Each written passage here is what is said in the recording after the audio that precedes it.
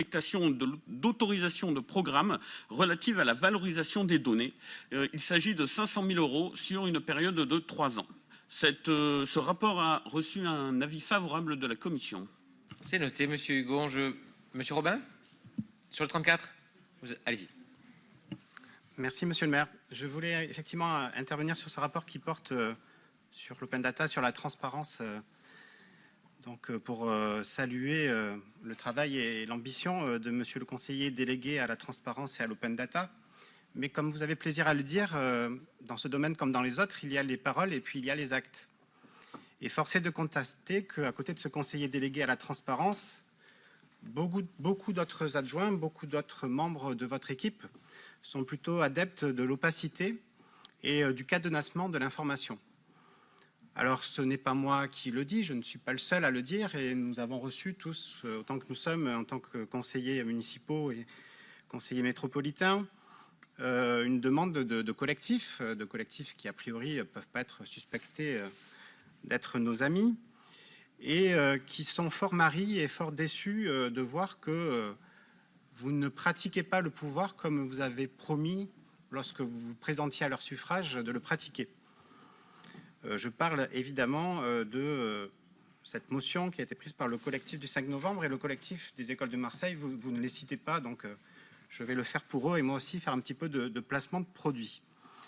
J'observe d'ailleurs que votre opposition de l'intérieur, c'est-à-dire le groupe écologiste et citoyen, celui qui trouve que votre ville, votre action n'est pas assez verte et pas assez démocratique, a été le premier, tous ces élus, à signer cette motion et à apporter son soutien à cette motion.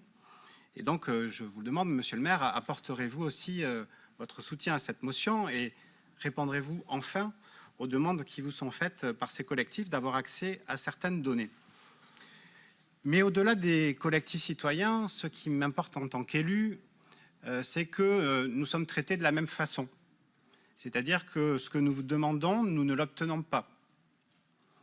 Où est la transparence lorsque, dans une commission d'enquête sur les écoles que vous avez souhaité constituer, qui d'ailleurs n'a toujours pas rendu ses travaux, je ne sais pas, ils ont dû se perdre, nous avons demandé à M. Huguet, notamment, le détail des effectifs dans chacune des écoles, globaux, par détail, par secteur, par école.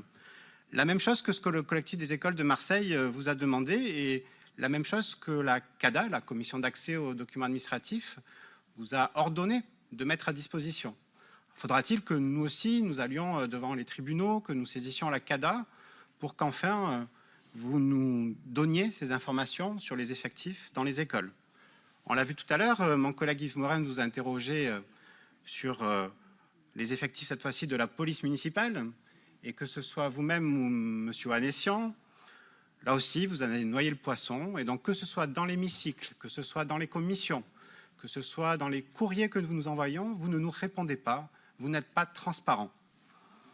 Pas plus tard que lors de la dernière commission, j'ai demandé à votre adjointe en charge de la fonction publique municipale, Madame Fortin, de nous remettre le rapport social unique. Il y a eu une information sur l'avis du comité technique. On nous dit non mais vous inquiétez pas, vous l'aurez d'ici la fin de l'année. Rapport social unique qui comprend l'ensemble des données, notamment sur les effectifs de la ville de Marseille. Lorsque nous demandons les procès-verbaux et les rapports qui sont transmis au comité technique, toujours à Madame Fortin, on dit ah oui non mais on ne peut pas vous les donner avant, mais d'accord on vous les donnera après. J'attends toujours, je vous les ai demandés par écrit, par oral, je ne sais pas, peut-être qu'il faut que je demande à Thomas Pesquet de le demander depuis l'espace. Nous n'avons toujours pas les rapports du comité technique, c'est quand même quelque chose de...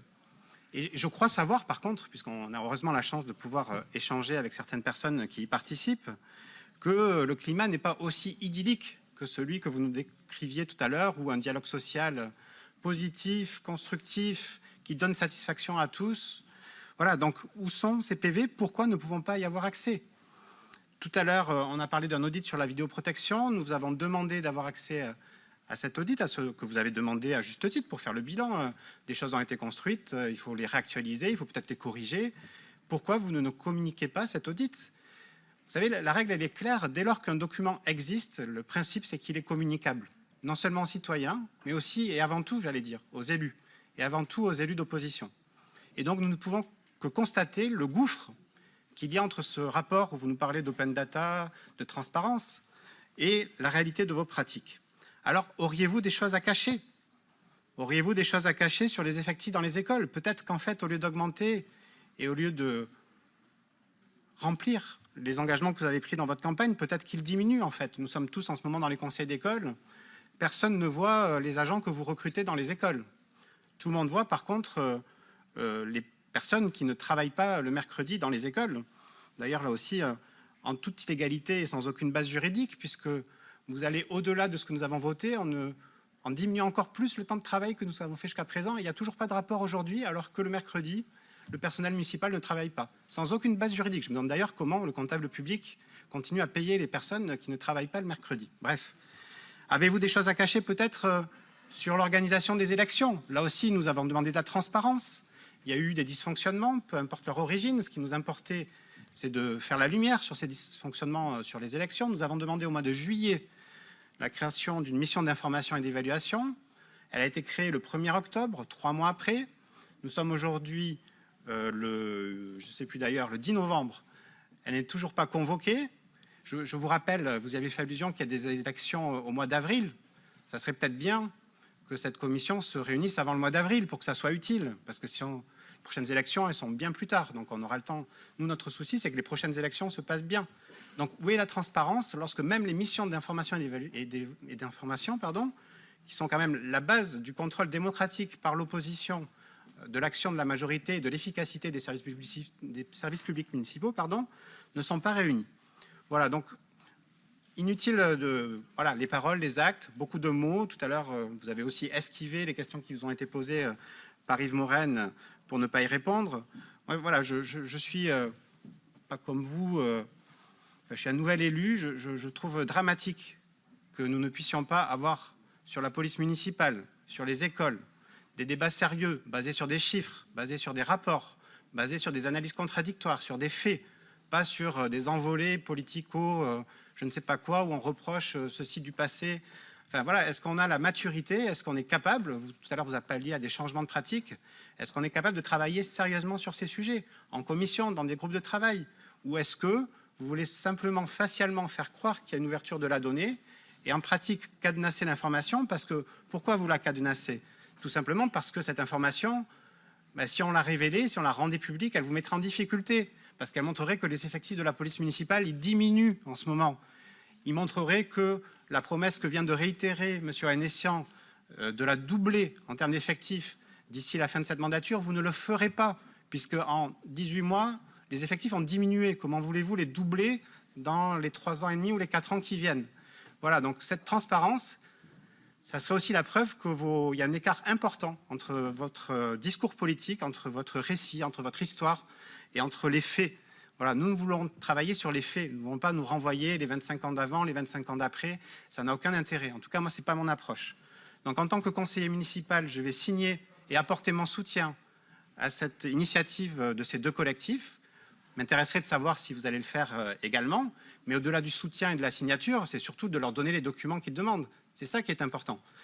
Et en tant que président de la commission budget et compte de la ville que vous avez souhaité créer et dont vous avez souhaité confier la présidence à l'opposition, je vais faire en sorte cette année pour le débat budgétaire que nous ayons accès à ces documents, à ces informations que nous demandons et que nous n'avons pas. L'année dernière, nous avons été patients, les choses se mettaient en place. Cette année, nous ne laisserons plus faire, je ne laisserai plus faire un cadenassement de l'information et du mensonge sur la réalité des chiffres, sur la réalité des effectifs et sur la réalité de vos décisions. Je vous remercie. Merci beaucoup, Monsieur Robin. Monsieur Hugon et après Monsieur Manchon. Merci, Monsieur le maire. Monsieur Robin, j'avoue que lorsque j'ai vu que vous vouliez intervenir, à la base, j'étais quand même assez content. C'est la première fois que l'opposition intervient sur ces sujets-là que je pensais complètement imperméables, trop techniques et trop éloignés. Mais lorsque j'ai entendu votre intervention, j'étais un petit peu déçu par le manque de fond par rapport au rapport lui-même, qui parle réellement de la mise en place du financement pour réussir à communiquer ces données, parce que malgré tout, je vais vous parler techniquement, même si votre question semble plus politique qu'autre chose, la donnée, ouvrir la donnée en vrac comme ça, telle qu'on l'a eue, alors sans parler même d'héritage, elle est dans cet état-là dans beaucoup de grandes entreprises, dans beaucoup de municipalités. Il y a des municipalités où c'est mieux qu'à Marseille, ça c'est clair, mais la délivrer en vrac, ça n'a pas de sens. Je donne des exemples. Les métiers d'une municipalité telle que Marseille travaillent ensemble sur un bien commun de données qui doivent être convertis entre les ressources humaines, entre les services des écoles, avec la police municipale, etc. Jusqu'à maintenant, un travail un petit peu cloisonné. Parce que l'une des actions de la municipalité aujourd'hui est justement de faire du décloisonnement. Ce cloisonnement, l'un des effets de ce cloisonnement, c'est que les applications métiers ne communiquaient pas ou très mal entre elles.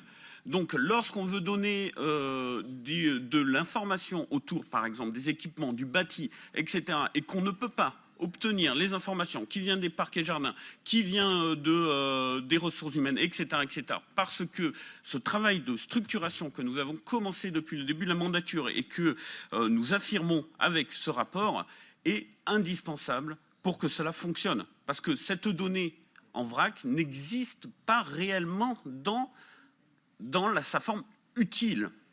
Voilà pourquoi est-ce que aujourd'hui il faut investir, et voilà pourquoi est-ce que j'ai parlé de données structurantes. Récemment, nous avons présenté au congrès des audits internes qui a été tenu à la ville de Marseille les effets d'audit interne qu'avait justement le travail d'open data. Pourquoi? Parce que ce travail-là, qui pousse les services à travailler ensemble, à créer des flux, à créer des ponts, alors c'est des ponts de données, mais il y a malgré tout un travail de fond qui est derrière, ça restructure, ça fait remettre en question comment est-ce qu'on travaille et ce qu'on fait. Voilà la réponse technique sur le fond du rapport que je soumets aujourd'hui, qui ne parle pas, il me semble, des problèmes de transparence que vous avez soulignés, qui sont réels, mais sur lesquels on travaille. Et cette impatience, ce qui s'est passé récemment, ça exprime surtout l'impatience. Alors là, on est vraiment sur un héritage, l'impatience d'en finir avec cette opacité. Et nous sommes arrivés dans un système qui était tellement cloisonné, tellement verrouillé, que même retrouver des documents, il y a des moments, des arrêtés qui ont été demandés sont encore manuscrits, pas numérisés. Vous étiez en train de travailler comme ça, avec des systèmes qui ne fonctionnaient pas au niveau de l'information et qui demandent une réforme profonde des investissements et du travail. Ce rapport parle de ce travail. Merci beaucoup, Monsieur Hugon. Je pense que c'est assez clair, voire même très clair. Monsieur Manchon. Chers élus, chers collègues, c'est assez inconvenant quand même de venir ici en conseil municipal, Monsieur Robin, nous faire la leçon de ce que vous n'êtes pas capable d'appliquer dans votre propre mairie de secteur, nous parler de transparence alors que vous-même n'avez pas été capable de nous transmettre les documents nous permettant de nous prononcer sur le vote du budget de mairie de secteur et de nous avoir déposé 70 pages quelques secondes avant le vote sur notre bureau. Voilà. En matière de transparence, il faudrait arrêter de faire de l'enfumage et je tiens à remercier notre collègue, Monsieur Hugon, qui pratique non seulement la transparence, mais la sincérité. Et Monsieur Robin, vous êtes dans l'insincérité. Et c'est assez paradoxal aussi, c'est un comble, de venir réclamer ici des chiffres et des données sur les écoles, quand pendant des années, votre propre groupe n'a pas su compter le bon nombre d'écoles à Marseille. Voilà, enfin je voudrais qu'on arrête de venir nous donner ici des leçons. Merci, c'est très clair, Monsieur Manchon. Madame Fortin.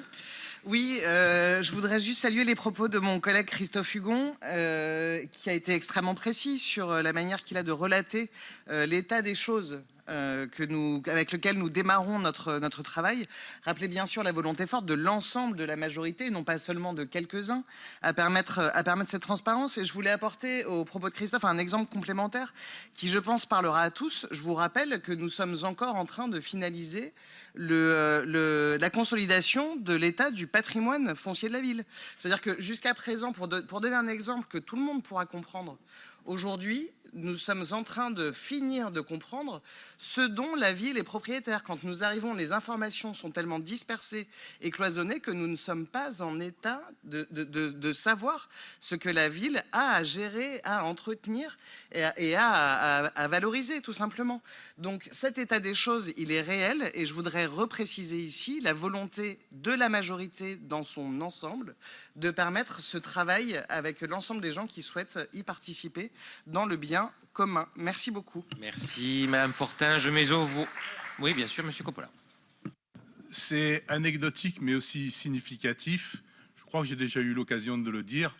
Mais aux archives municipales, et c'est un devoir des élus de verser justement leur travail aux archives municipales. 5 documents ont été versés par l'ancienne mandature pendant 25 ans. Merci, Monsieur Coppola, c'est très clair. Je mets aux voix Monsieur Ganosi. Bon, allez-y. On va les faire en rang. Monsieur Ganosi, allez-y. Alors, je voudrais d'abord saluer le travail de Monsieur Hugon, sans qui on n'aurait pas pu mettre en open data le premier document en fait, de la ville de Marseille, qui était l'audit technique des écoles. C'est grâce à lui qu'on a pu y parvenir, et qu'on a pu y parvenir dans des délais raisonnables. Pourquoi ? Parce qu'en fait, l'audit tel qu'il avait été pensé n'avait pas été pensé pour être publié. Donc il y avait des photos, il y avait des noms, et donc on aurait été dans l'illégalité si nous l'avions publié en l'état. Et donc, grâce à Monsieur Hugon, qui a non seulement l'appétence, mais aussi les compétences que moi, très clairement, je n'ai absolument pas, et je pense que je n'atteindrai jamais en termes de compétences, nous sommes parvenus à le publier, je crois que c'était au mois de janvier ou février dernier, là où si on avait dû faire un travail avec les services, j'ai presque envie de dire page à page, il aurait fallu de nombreux mois, et pour le coup on n'aurait absolument pas pu le faire. Donc nous sommes en train de bâtir une nouvelle trajectoire, qui est la trajectoire de la transparence. Et ça c'est clair. Alors évidemment il y a de l'impatience, M. Hugon l'a dit, j'entends ces impatiences, mais c'est la même chose aussi sur les écoles, hein. Il n'y a jamais rien qui va assez vite, je l'entends, je le comprends, il y a beaucoup de frustration depuis de nombreuses années. Mais ce qui est important, c'est de voir la trajectoire que nous avons.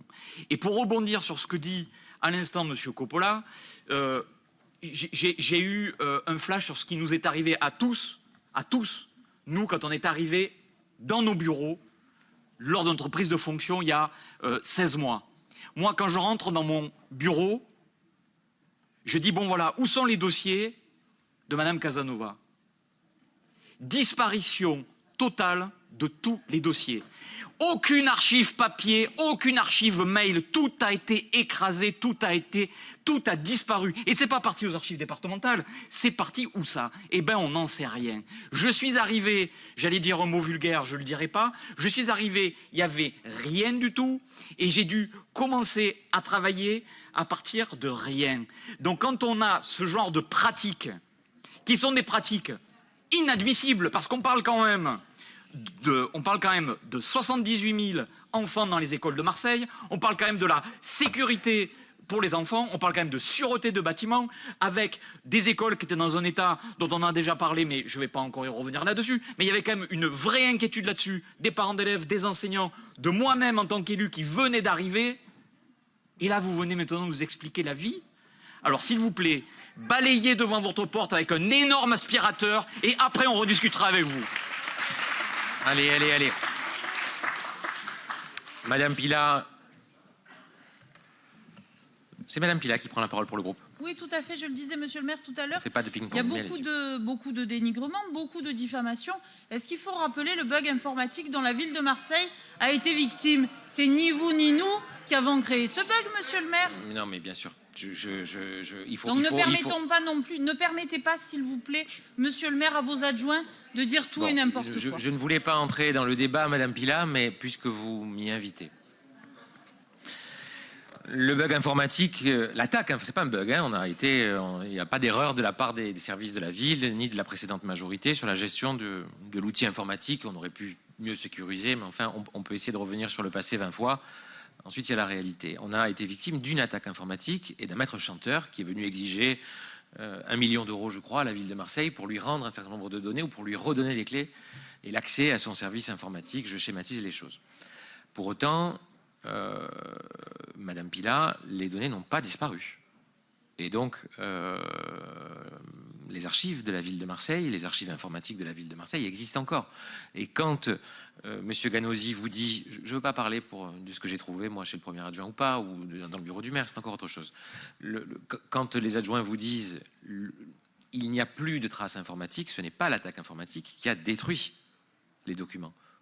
Et donc, je ne sais pas s'il y a eu de la diffamation. D'ailleurs, M. Ganosi vous dit il n'est pas acceptable que nous n'ayons pas retrouvé de traces papier. Je vous rappelle que l'attaque informatique ne s'est pas infiltrée jusque dans les bureaux avec un grand manteau le soir en récupérant des tonnes et des tonnes de papier. Hein.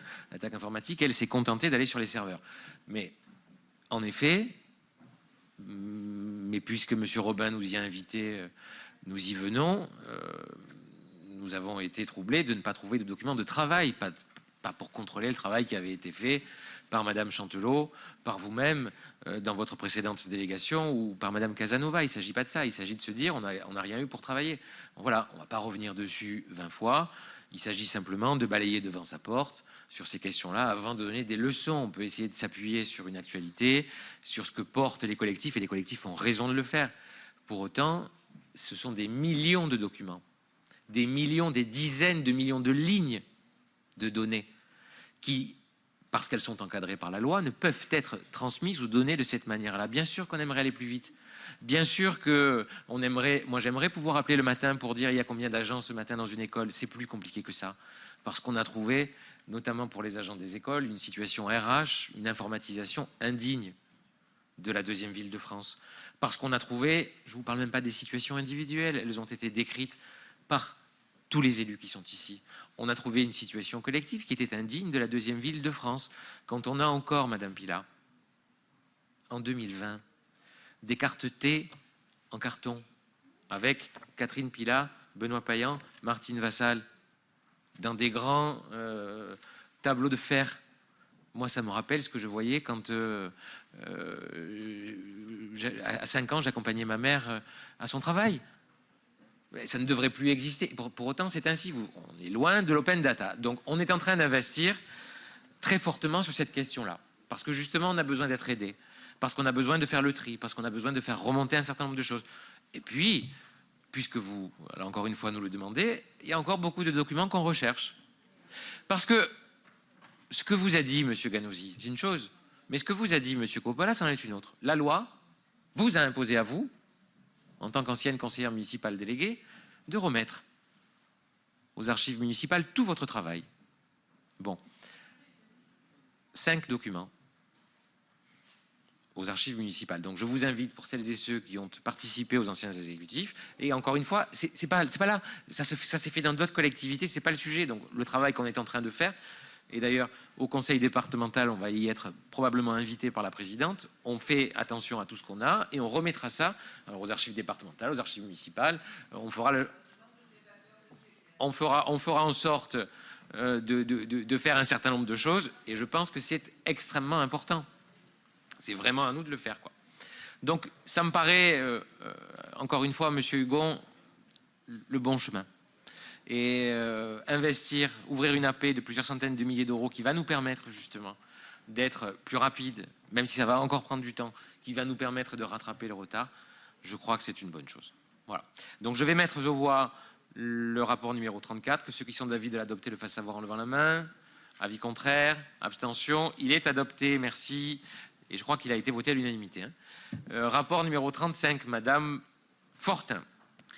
Oui, merci Monsieur le maire pour Sébastien Barle. Un avis favorable de la commission.